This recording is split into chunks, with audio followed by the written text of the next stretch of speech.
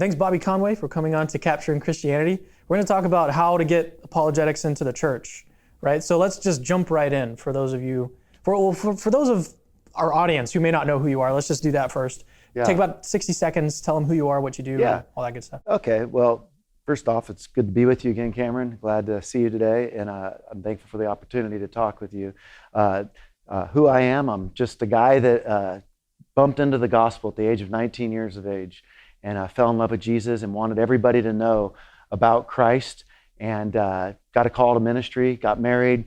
My wife and I recently empty nested, got 2 kids, 20, 18, been married 23 years, and I've been this pastor who is saved out of addiction and a lot of trials in my life. I know what it's like to struggle in a marriage. I know what it's like to struggle as a dad. I know what it's like to struggle with anxiety and depression and all this stuff. And doubt, writing Doubting Toward Faith. And at the same token, God uses this kind of stuff just to help me in thinking about how to reach people for Christ. And so I just recently resigned about a year ago from the church, and I'm serving out in Southern California at a Bible college, just doing a little bit of teaching while I'm wrapping up the PhD and taking One-Minute Apologist full-time to focus on that. If you guys want to learn more about what he does, One-Minute Apologist, go look in the description of this video. We'll link it there. It'll be real easy to find what he's doing. So we're talking about how to get apologetics into the church. So what are your, What's it look like? Yeah, what does it look like? Well, I think one of the things that we've got to do, Cameron, is we have to let people know in the congregations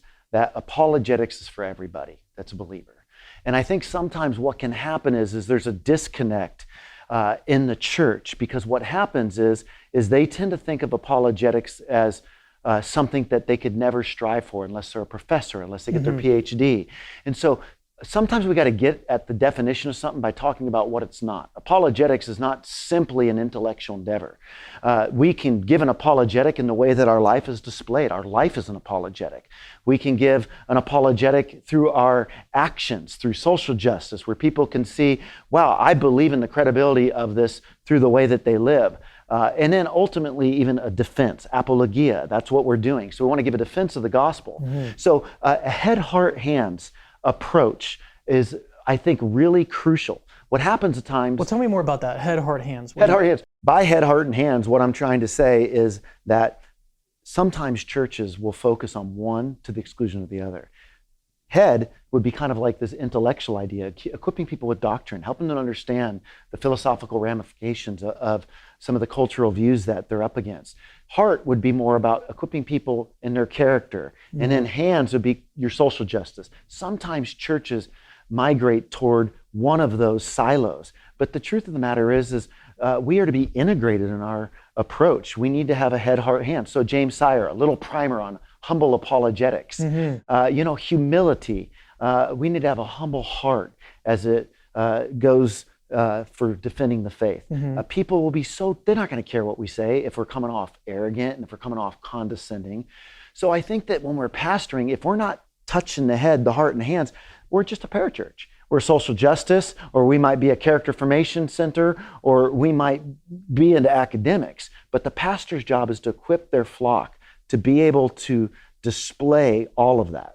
Okay, so how do we get someone who's like a heart, more heart-oriented church? How do we get them to take the head part of it seriously? Seriously. Yeah, because I've had trouble with that myself. Yeah, it can be challenging. I think sometimes what happens there, Cameron, is if somebody's not kind of a head person and they're more of a heart person, they might be intimidated by the life of the mind. I think that's right. And it could just be too that there's some caps there, like from the standpoint that maybe they're not, naturally inclined toward that. And I think what maybe those that are more of head, we don't want to intimidate people into doing apologetics. We want to say, that's great. You have a heart, and maybe I need more of a heart, but do the best you can, because here's the deal. If you're a pastor, you need to have some head, because there's some defending to be done, there's some doctrine, and the flock needs that. And we don't want to send the message that apologetics is important. The person who says apologetics is important has just revealed how little evangelism they're doing.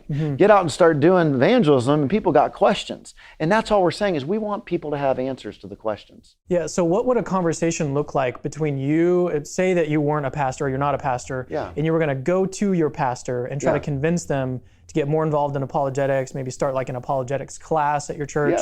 what would you, like, give me an example of what you would tell them?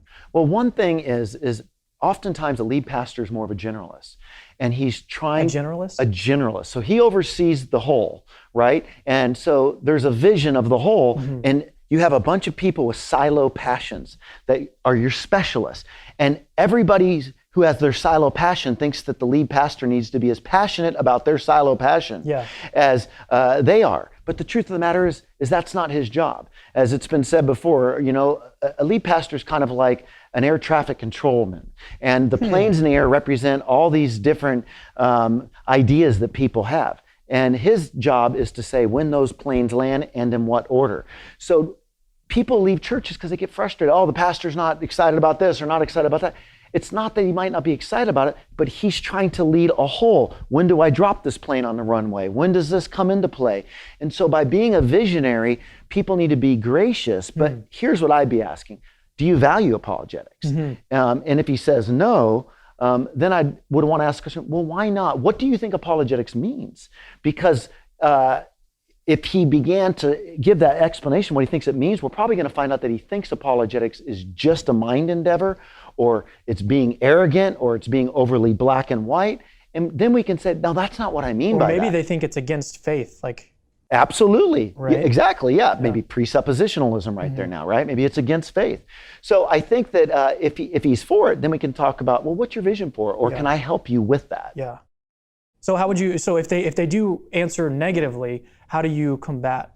Well, I don't want to burn a bridge with an individual, but if I'm in a church that the pastor has no interest, I'm looking at the New Testament and going, man, I can see apologetics in all the books of the Bible. I mean, on some level or another. Right. So for me, I'm going, then we're not going to be a biblical church, because if they needed apologetics in the first century, how much more do we need it 2,000 years later in a melting pot culture of beliefs with the worldwide web that we're interacting with all these different faiths and we're bumping up against? Like, listen, we need apologetics now more than ever. And if I'm in a church that's not going to value it, then it's time for me to look for another church. That's actually a perfect segue into another question that just popped up in my mind was, what is an example of a church that is integrating apologetics in a great way? Well, I think Timothy Keller— I was thinking the same thing. is a prime example. Yeah. We're doing this interview up here in New York right now, and I think Timothy Keller is a great example. I can tell you as a person who's both a trained apologist and about to wrap up my PhD in philosophy of religion and all my pastoral years of experience. At times I felt like an oddball. When I'm with pastors, I feel like, man, we need to have more depth. When I'm with my apologists or philosopher friends, I'm going, yeah, but there's this heart component. So maybe what you're hearing from me is my training has been in all these worlds, and I'm going, I want to bring this together. And so I think Timothy Keller models beautifully an approach where he's very aware sociologically, philosophically, psychology. The church wants to make everything a moral issue. The culture wants to make everything a mental health issue. And it's not always either or. And I think some of the things that we have to be aware of. See, Cameron, we can't reach this culture the way we did in the 50s, because now the culture used to share the values with the church, right? So now the culture has legalized what became our material that the Holy Spirit used to convict people of sin. So, there was a time where the culture shared with the church that divorce is wrong, that homosexuality is wrong, that getting high is wrong, that you name it, that these different things are off. Now we have divorce parties. Now we celebrate all these different things. So now we go to share the gospel with the culture, and we start where we start right at this sense of giving them the gospel. But we have so much more thought work. So we have to create a culture of thought leaders so that we can bring them. See, think of God. He's an accommodating God. He meets us where we are to bring us to where he's at. You take Abraham and Isaac, Genesis chapter 22. Go sacrifice your son. Well, he never intended for Abraham to sacrifice his son. But Abraham came from a culture where sacrifice was normal. So right when he's about to do it, don't do it. As if to say, I'm not like the other gods.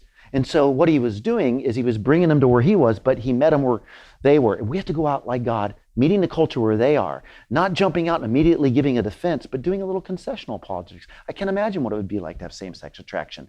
I can't understand what it must feel like to be told to submit when you're in a culture of feminism and you've had these type of ideologies. So Keller, he's aware of all of that, and he equips the flock in such a way that I really feel like they can be robust in Manhattan for Christ. Yeah, and for people who really care about apologetics, if you're watching this and you're an apologist and you're wondering how I can get apologetics into my church, I think that getting apologetics more embedded in culture more generally is going to be done through pastors. Mm-hmm. And so I think it's crucial that we get pastors to appreciate apologetics, but that's going to take you to actually go and do the work of talking to your pastor, ask them, what are your vision? What's your vision for this, and actually integrating that into church life. Otherwise, I don't think we're going to have the impact that we want to have, because apologetics, the people who are interested in this, it's very niche. It's very, very. There's a body of people who are interested in it. Yeah. But in order to get it sort of disseminated throughout Christian culture more generally, I think we have to have pastors that are interested in engaged in apologetics. Yeah, I think we got to network together, Cameron. I mean, you think about how did the feminism movement become part of the culture? How did the LGBTQ movement become part of the culture? They networked together and they worked together. Well, unfortunately, the church is terrible at working together. So what you've got is, we're splintering the church to death in the name of our pet particularities. Jesus died on one hill. And what we got to realize, we got to step back, rally around the Nicene Creed, the Apostles' Creed, and we have got to champion each other. Listen, anybody can preach to the choir. That's what I struggle with. You watch MSNBC or you watch Fox News, everybody's just preaching to the choir. If we're going to advance the conversation, we've got to listen. In the same way in the church, we've got to listen. People don't want to be a part of the church. In fact, I think sometimes people look at the church and say, you guys are saying you're offering grace, but the culture looks a lot more gracious. They'll accept me in my homosexuality. They'll accept me with my divorce. They'll accept me in this. And then we're out saying grace, grace, grace. But then we're going, we'll church discipline you if you don't hold to our standard. So now we got to think through what this is going to look like for us to model grace and carry the gospel out in this time. So what's like a good resource for people that want to look into this further? Do you have any resources of your own that you're working on that people can look into? Yeah, about what apologetics would look like in a local church? Yeah. Oh, boy, yeah. Maybe people could do a YouTube search and see, I've done a message on this before, and see if anything's there. I do think that Keller, just listening to his tone, to his sound, I think that some of the basic ideas that people can be doing is like, man, use links. Use your link, Cameron. Use our link at the One-Minute Apologist. Imagine if every pastor would have an apologetics page that was just different links where their people could go to as a resource. I think we need to start creating small group curriculums. That's one of my passion. But it's not just scholars doing this stuff. It's getting lay people. Like, that's what I love that you're doing right now. I mean, here's a guy who's a photographer and you're doing this ministry. And we have to do conferences together. And it's not just putting professors up there where people go, well, I could never be that. Yeah. We need to be able to say, hey, Cameron Bertuzzi, he's a photographer, and look at this ministry. And I think we need to work together in doing conferences and writing together. We need to be sharing each other's stuff. And we need to help people figure out what J. Warner Wallace talks about is their X factor. Everybody has been created by God. They don't have to do and know everything. What we have to do is figure out, who am I? We're all a product of our pain, our experiences, our mentoring, the books we've read, the culture that we lived in. And all of that stuff makes us who we are. And we think about all that stuff together and we go, how would that work out for my missional niche? Because we all can be an example for Christ. And so sometimes people, if they're social justice, well, hey, get equipped in the gospel and use social justice to be a witness for Christ. If some people are passionate about mentoring, do that. There's all kinds of ways we can be defenders of the faith. Well, actually, that's another good segue. Tell me, to wrap up this session, tell me about the new book that you just wrote, Does God Exist? Yeah, that's just basically a compilation. At the One-Minute Apologist, we've got over 1,000 videos now that we're really stoked about and thankful for. And this just kind of took 51 of the questions that we've done, and I just sort of did some editorial work and sanded it down. And what I like about it, at the end of each chapter, there's a thought to ponder, a memory verse, a question to consider, and then one of our videos. And so it's just, does God exist? And 51 other compelling questions about God in the Bible. Yeah. And I just try to say, here, this can get you kick-started in thinking about that. But I think I'd say, don't try to conquer it all. I drove myself mad, and I drove myself into doubt, thinking I had to know everything about everything. I can't. I'm finite. I got the brain of a pea. At the end of the day, figure out those issues that you want to be a voice about. If it's the moral argument, if it's the cosmological argument, if it's pro-life, figure out what that looks like and become very studious in that, and then go put yourself in the culture where you can make a difference there. I love that. So so anyone can get this on Amazon or Yeah, wherever else. absolutely. Yeah, and I'll put a link in the description of the video as well. So, well, Bobby, it's great to have you on. It's great to see you in person finally. Yes, So absolutely, this bro. is awesome. So glad. We'll have to Looking do forward to this. having you on the One-Minute Apologist today.